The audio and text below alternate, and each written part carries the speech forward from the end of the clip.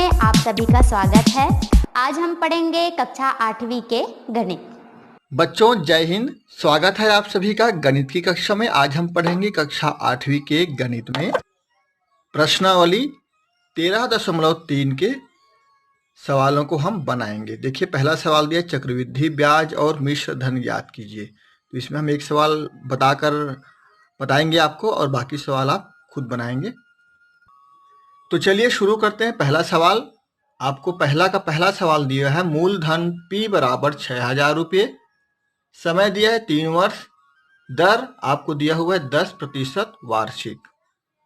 अब बच्चों इसको हल करने का दो तरीका है। एक तो हम मिश्र धन के सूत्र से भी हल कर सकते हैं। पहले हम मिश्र धन निकालेंगे और जो उत्तर आएगा उसमें हम मूलधन को घटा देंगे तो हमारा ब्याज निकल जाएगा।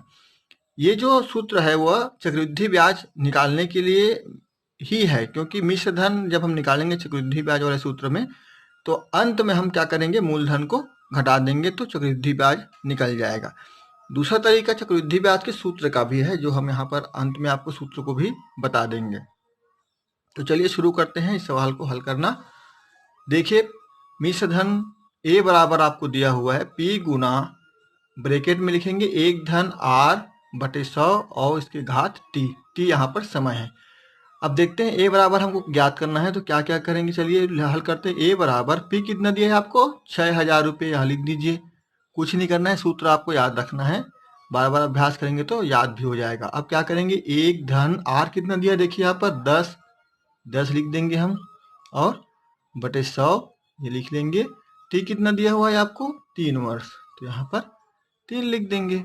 चलिए अब इसको आगे हल करते हैं। A बराबर देखिए यहाँ पर 10 और 10 में दोनों में शून्य है, कट जाएगा, तो हो जाएगा 6,000 गुना 1 धन 1/10। अब भिन्न में हम आपको जोड़ना सिखा चुके हैं, कैसे जोड़ेंगे। यहाँ पर देखिए 1 10 एकम 10 और 1 11, ऐसा हम इसको जोड़ेंगे। ये बराबर हो गया 6,000 गुना 10 एकम 10 और 1 11। इस प्रकार के सवालों को ऐसे हल करते हैं।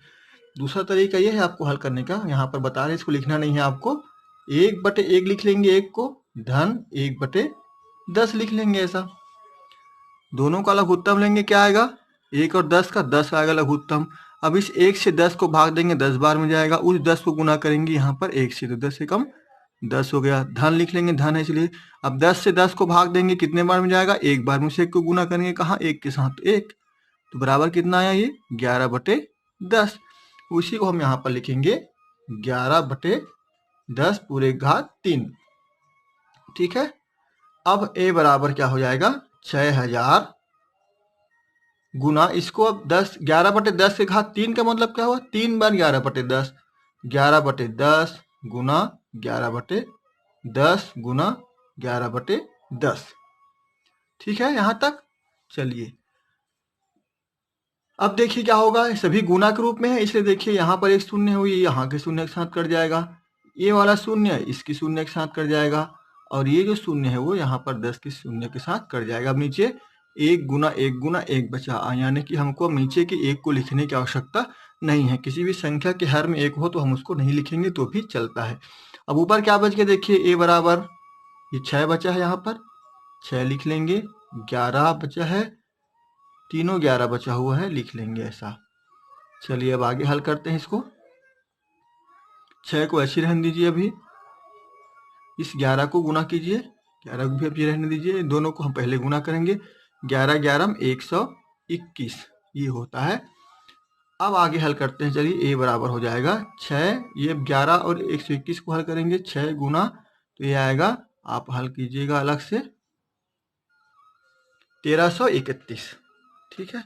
जैसे वहां पर 1 2 1 आया था ना, वैसे यहाँ पर क्या आएगा 1 3 3 1। देखिए चलिए गुना कीजिए, 11 एकम 11 का 1 हासिल 1, 11 दूनी 22 और 1 23 का 3 हासिल 2, 11 एकम 11 2 13। इस प्रकार से यहाँ पर ये आगे। चलिए अब आगे इसको हल कर लेते हैं। 6 से गुना करेंगे, 6 से 1 को गुना करेंगे, 6 एकम 6, 6 से 3 को गुना करेंगे, 6 3 18 का 8 हासिल 1, और यहाँ पे लिख लेते हैं हासिल 1, और 6 3 18 1 19, 19 का 9 हासिल फिर 1, और 6 एकम 6 1 7। इस प्रकार से मिश्र धन हमारा हुआ। अतः मिश्र धन बराबर कितना आ गया 7,986 रुपये। ठीक है, पूछा क्या गया हमको, चक्रवृद्धि ब्याज और मिश्र धन पूछा गया। तो मिश्र धन तो निकाल लिया हमने, अब हम चक्रवृद्धि ब्याज निकालेंगे। अतः चक्रवृद्धि ब्याज बराबर क्या होगा, मिश्र धन ऋण मूल धन। हम इस तरीके से बना रहे हैं। मिश्र धन कितना है हमारा 7,986 और मूलधन कितना है देखिए ऊपर 6,000 रुपये है ना, तो यहाँ पर घटा देंगे। चलिए इसको एक बार ऐसा लिख लेते हैं हम, 7,986 और 6,000 इस प्रकार से घटाएंगे इसको। तो 6 का 6 यहाँ पर, 8 का 8, 9 का 9 और 7 में 1 6 गया 1, तो ये हमारा आ गया 891 रुपये। तो ये है हमारा चक्रवृद्धि ब्याज। कहाँ गया ये देखिए, इस प्रकार से चक्रवृद्धि ब्याज हमारा निकल गया 1,986 रुपया।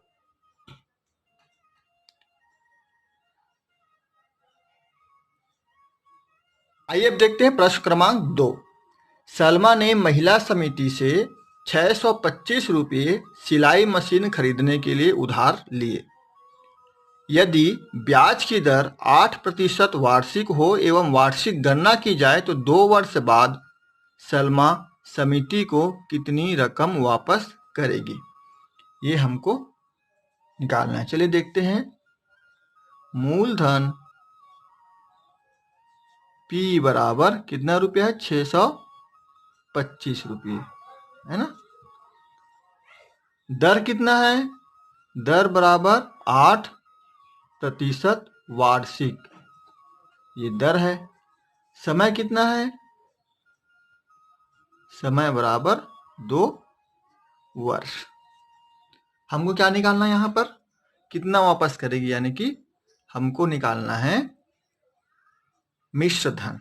ठीक है, यहाँ पर चक्रवृद्धि ब्याज हमको नहीं निकालना है। कुल कितना वापस करेगी ये बोला गया है, तो वो मूलधन और ब्याज दोनों एक साथ वापस करेगी, इसलिए हम यहाँ पर लिखेंगे मिश्र धन। अतः मिश्र धन ए बराबर क्या होता है, P गुना फिर ब्रैकेट में 1 धन R/100 पूरे घात T। यहाँ पर R दर है, T समय है और P क्या है, मूलधन। अब हम सबको लिख चुके हैं यहाँ पर। P बराबर कितना है, तो A बराबर क्या हो जाएगा, P कितना है 625 रुपये गुना 1 धन R कितना है 8/100 और T कितना है 2 वर्ष। तो यहाँ लिख दिया हमने। ठीक है यहाँ तक। चलिए आगे बढ़ते हैं। A बराबर 625 गुना, चलिए इसको हल कीजिए, ये कट जाएगा, क्या क्या बचेगा, ये हम इसको 4 से काटेंगे, 4 दूनी 8, 4 25 हम 100, तो ये हो जाएगा 1 धन 2/25 पूरे घात 2। ठीक है, थोड़ा सा इसको और आगे हल करते हैं तो हम पाएंगे 625 गुना, अब इसको हल कर लेते हैं ब्रैकेट को, 25 से कम 25 हो 2, 27/25 पूरे घात 2।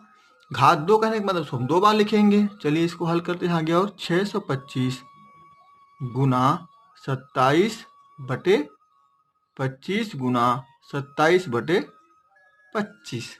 ठीक है, 2 बार क्यों लिखे, क्योंकि घात 2 है यहाँ पर, इसलिए 2 बार लिख दिया हमने। अब चलिए 625 गुना, अभी गुना के रूप में सब 27 गुना 27 करेंगे और 25 गुना 25 करेंगे। 27 को 27 से गुना करेंगे, 25 को 25 से गुना करेंगे, तो चलिए नीचे 25 25 सम होता है 625 और 27 गुना 27 होता है 729। आप चाहें तो अलग से गुना करके भी देख सकते हैं। वैसे हमने आपको वर्ग वाले पाठ में बता दिए हैं कि 30 तक आपको संख्याओं का वर्ग याद रखना। जैसे 1 का वर्ग होता है 1, 2 का 4, 3 का 9, 4 का 16, 5 का 25, वैसे ही 25 का 625 होता है और 27 का 729 होता है। चलिए इसको आगे हल करेंगे। अब A बराबर, देखिए यहाँ पर 625 ऊपर में है, नीचे भी 625 से गुना के रूप में, इसलिए कट जाएगा, बचेगा क्या, सिर्फ 729। रुपये, यानी कि मिश्र धन आखिरी में सलमा जो है समिति को 729 रुपया वापस करेगी। तो हम यहाँ पर लिख लेंगे, अतः सलमा महिला समिति को 2 वर्ष पश्चात 729 रुपये वापस करेगी। यही हमारा आंसर है। इस प्रकार से आपको दूसरा सवाल को स्टेप बाय स्टेप हल करना है। आइए अब देखते हैं प्रश्नावली 13.3 के प्रश्न क्रमांक 4। कितने प्रतिशत वार्षिक ब्याज की दर से 4,000 रुपये 2 वर्ष में 5,290 रुपये हो जाता है? तो यहाँ पर देखिए आपको मूलधन दिया हुआ है 4,000 रुपये, समय दिया है 2 वर्ष और मिश्र धन भी दे दिया है आपको 5,290 रुपये। ठीक है, अब देखिए आपको ज्ञात क्या करना है, दर ज्ञात करना है। कितने प्रतिशत वार्षिक ब्याज की दर से पूछा गया है। चलिए लिख लेते हैं। पहले तो दिया है मूलधन P बराबर कितना दिया है 4,000 रुपये, दर R बराबर हमको ज्ञात करना है। समय आपको दिया हुआ है, समय बराबर 2 वर्ष और A बराबर दिया, मिश्र धन दिया है आपको 5,290 रुपये। ठीक है, सूत्र क्या है, मिश्र धन बराबर मिश्र धन A बराबर होता है P गुना 1 धन R बटे 100 पूरे घात T। ठीक है, चलिए A बराबर कितना दिया है, मान रख देते हैं 5,290 ये दिया है आपको यहाँ पर, बराबर P कितना दिया है 4,000 दिया है आपको, गुना R दिया नहीं है, है ना, इसलिए हम इसको कैसे लिखेंगे, 1 धन R बटे 100 और T आपको दिया है 2 यहाँ पर लिख देंगे। जो नहीं दिया उसको हमको ज्ञात करना है। सबसे पहले हम क्या करेंगे, इसको अब यहाँ पर इधर ही रखेंगे। अब हम 4,000 को इधर नीचे लाएंगे। ठीक है, तो ये हो जाएगा 5,290 बटे 4,000, इधर नीचे आएगा, तिर्यक गुना होगा तो इधर क्या बचेगा, 1 धन R बटे 100 इसके घात 2। ठीक है, ऐसा क्यों कर रहे हैं, क्योंकि हमको अब R का मान ज्ञात करना है। R इस तरफ है दाहिने पक्ष में, इसलिए जितने भी इधर दाहिने पक्ष में इसको बाएं पक्ष में ला के हल करने का प्रयास करेंगे, तभी जाके हमको R बस वहां बचेगा, उसका मान हम ज्ञात कर लेंगे।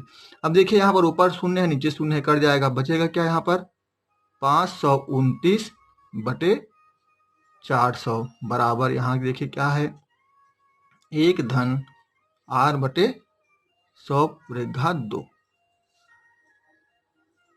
अब देखिए हमको बस यही रखना है, ये 2 को भी इधर ले आना है, हमको जो भी दिख रहा है सब इधर संख्याओं में सबको इधर ले आना है।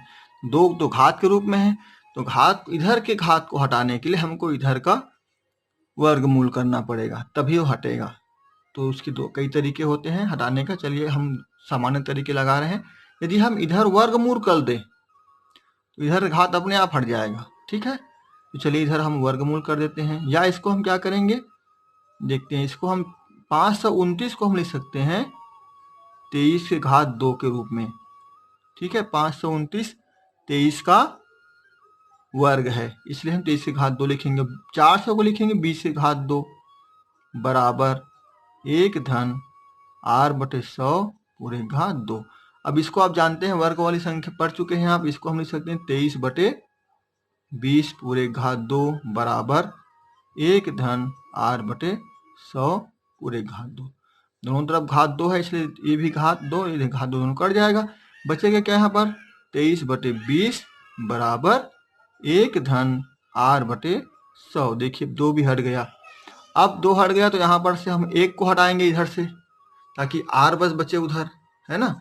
तो 1 को हम दाहिने पक्ष में, उसको बाएं पक्ष में लाएंगे तो उसको चिन्ह बदल जाएगा। ये बराबर हो जाएगा 23 बटे 20 ऋण 1 बराबर R बटे 100। ठीक है, अब इसको घटा देते हैं। कैसे घटाएंगे, 23 ऋण 20, ये हो जाएगा, ये 20 इधर चला जाएगा गुना होके, और बचेगा यहाँ पर 20। ठीक है, अब 23 में 20 घटाइए। कैसे घटाए हैं एक बार यहाँ पर देख लेते हैं हम इसको। देखिए यहाँ पर 23 बटे 20 ऋण 1, ऋण 1 है, इसका मतलब यहाँ कुछ नहीं नीचे में, तो 1/1 हो जाएगा। अब दोनों का लघुत्तम लेंगे हम 20 और 1 का, तो ये आएगा 20। 20 से 20 को भाग देंगे, एक बार में जाएगा। 1 को गुना करेंगे 23 से, तो हम लिखेंगे यहाँ 23 ऋण है इस ऋण। अब 1 से 20 को भाग देंगे, 20 बार में जाएगा। 20 को गुना करेंगे 1 से, तो हो जाएगा 20। तो ये आ गया यहाँ पर जैसे लिखे हैं, है ना। अब इसको हम हल करेंगे बराबर r/100, ये यहाँ पर है ही। इसको अगले पेज में हल करते हैं। चलिए 23 में 20 घटाएंगे, क्या बचेगा? 3/20 बराबर r/100। अब हमको यहाँ पर r को ही रखना है, तो हम 100 को भी इधर ले आएंगे, इसको 100 को इस तरफ ले आएंगे। चलिए यार तिर्यक गुना करके, या हम इसको एक बार ऐसा लिख सकते हैं r/100 बराबर 3/20। ऐसा क्यों लिखे हम? क्योंकि दाहिने पक्ष में है वो बाएं पक्षक बराबर है, और बाएं पक्ष में है वो दाहिने पक्षक बराबर है। इसका मतलब ये कि हम दोनों को अदली बदली करके लिख सकते हैं, तो हम सुविधा अनुसार ऐसा लिखते हैं।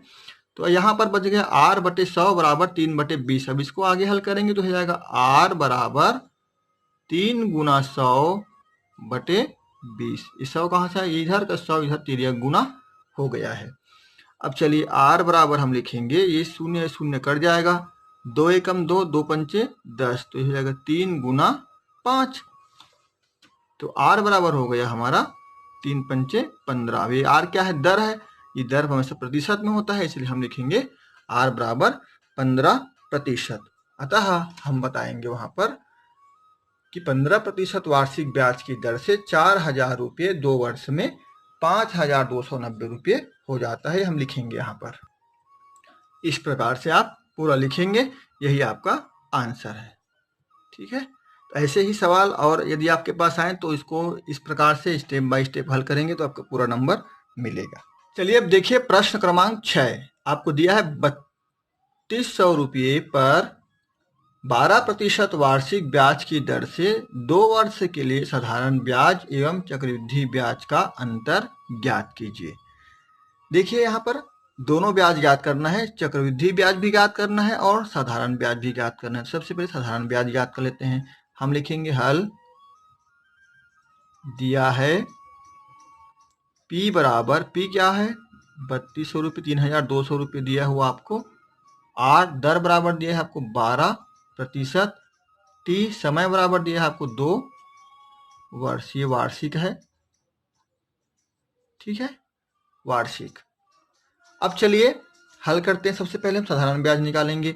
ब्याज कहने का मतलब साधारण ब्याज है। ब्याज का सूत्र क्या है आपके लिए? P गुना R गुना T बटे 100, ये ब्याज का सूत्र है साधारण ब्याज का। तो यहाँ पर P का मान रख देते हैं 3200, 3,000 गुना 12 गुना 2 बटे 100। तो ये शून्य शून्य, अब ये दोनों शून्य कट जाएगा आपस में, बचेगा क्या यहाँ पर? 32 गुना 12, 32 गुना 12 गुना 2। ठीक है, तो सबसे पहले हम 32 को गुना कर लेते हैं 2 के साथ, 32 को 2 के साथ गुना कर लेते हैं, ये हो जाएगा 64 गुना 12, 12 बचा इसलिए 12 लिखेंगे। अब इसको यहीं पर हम हल कर लेते हैं, बराबर 12 चौक 48 का 8 हासिल 4, 12 6 का 72, 72 और 4 76, तो ये रुपये ब्याज हो गया। ठीक है, 768 रुपये साधारण ब्याज है, ये साधारण ब्याज आ गया, लिख लेते हैं 1। ठीक है, अब हम क्या ज्ञात करेंगे? चक्रवृद्धि ब्याज। चक्रवृद्धि ब्याज ज्ञात करने के 2 तरीके हैं। हम चक्रवृद्धि ब्याज के सूत्र से ज्ञात कर सकते हैं, या फिर एक एक वर्ष करके भी हम ब्याज निकाल सकते हैं। तो ज़्यादा सरल है, एक एक वर्ष करके आप ब्याज निकाल लीजिए, क्योंकि 2 वर्ष का ही निकालना है। तो प्रथम वर्ष के लिए ब्याज ये आ गया 768 रुपये, यही तो आया है ना। अब इसी को हम मूलधन मानकर द्वितीय वर्ष के लिए ब्याज निकाल सकते हैं, लेकिन यहाँ पर समस्या है कि हम इसको 2 वर्ष के लिए निकाल चुके हैं, इसलिए हम इसको मूलधन नहीं मानेंगे। तो चलिए हम पुनः चालू करते हैं। प्रथम वर्ष के लिए चक्रवृद्धि ब्याज है ना। अब पुनः यहाँ पर लिखेंगे प्रथम वर्ष के लिए चक्रवृद्धि ब्याज बराबर क्या हो जाएगा? पहली साल के लिए हम निकालेंगे तो चक्रवृद्धि नहीं लेंगे तो भी चलेगा। प्रथम वर्ष के लिए ब्याज हम निकालेंगे तो यहाँ पर बस 2 लिखा है, वहाँ पर 1 हो जाएगा, तो हम लिखेंगे 3200 गुना 12 गुना 1/100। इसी को आगे हल करेंगे तो दोनों शून्य कट जाएगा। 12 से गुना कीजिए, चलिए 12 दूनी 24 का 4 हासिल 2, 12 तिया 36, 36 और 2 38। तो ये प्रथम वर्ष के लिए ब्याज हो गया। ठीक है, अब इस ब्याज को हम किस में जोड़ेंगे? 3200 में, तो दूसरी वर्ष के लिए मूलधन बन जाएगा। अतः द्वितीय वर्ष के लिए मूलधन बराबर 3200 धन 384 रुपये। तो दोनों जोड़ देते हैं, 4 का 4, 8 का 8, 3 और 2 5 और 3। ये हो गया द्वितीय वर्ष के लिए मूलधन। ठीक है, अब द्वितीय वर्ष के लिए ब्याज, द्वितीय वर्ष के लिए ब्याज बराबर क्या होगा? P गुना R गुना T बटे 100। तो P यहाँ पर अब ये होगा, चलिए तो मान रखते हैं 84 गुना R कितना है? 12 और समय फिर कितना है? 1 वर्ष। एक एक वर्ष से निकाल रहे हैं हम चक्रवृद्धि ब्याज के लिए। पहले चक्रवृद्धि ब्याज कैसे निकालना है एक एक कर ये हम आपको बता चुके हैं, इसलिए सीधे सीधे बता रहे हैं ना। अब बटे 100 कर देते हैं यहाँ पर, ये हो गया बटे 100। अब चलिए इसको हल करते हैं। 0.08 दोनों को जोड़ेंगे तो हो जाएगा ये बराबर, इसको दोनों को जोड़ेंगे कितना होगा?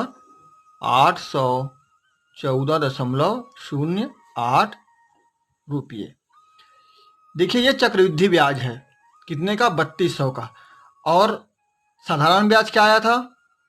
768 रुपये। पूछा क्या गया है? दोनों ब्याज में अंतर पूछा गया है, तो हम लिखेंगे अतः चक्रवृद्धि ब्याज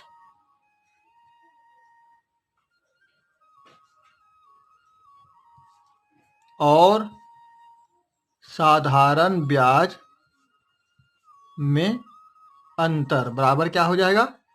ये हो जाएगा 814.08 ऋण कितना था पहले? 768 रुपये, है ना। तो यहाँ घटा देंगे 8 का 8, 0 का 0, दशमलव लगा देंगे। अब 4 में 8 घटेगा नहीं, उधार लेंगे। 14 में 8 गया 6, यहाँ पर 0 बचा, हासिल लाएंगे 1, उधार लाएंगे यहाँ से 10 हो जाएगा। 10 में 6 गया 4, अब यहाँ पर कुछ नहीं बचा, ये बचेगा 12 से पहले गुना करेंगे 4 को। 12 चौक 48, 48 का 8 हासिल 4, 12 8 96, 96 और 4 100, 100 का 0 हासिल 10। अब देखिए 12 पंचे 60, 60 होता है 70 का 7 हासिल 70 का 0 हासिल 7। ठीक है, और 12 दिया 36, 36 और 7 हम जोड़ेंगे, ये हो गया 43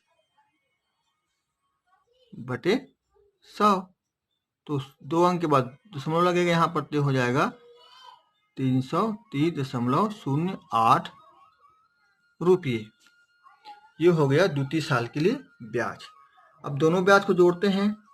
प्रथम वर्ष के ब्याज यहाँ पर जोड़ेंगे, प्रथम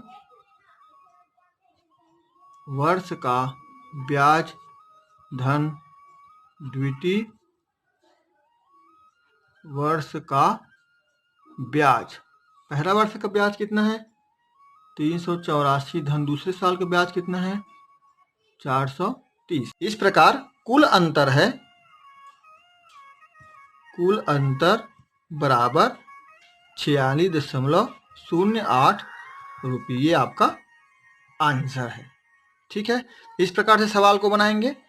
मिलेंगे हम अगले प्रश्नावली में बहुत जल्द। तब तक के लिए आप सभी को जय हिंद।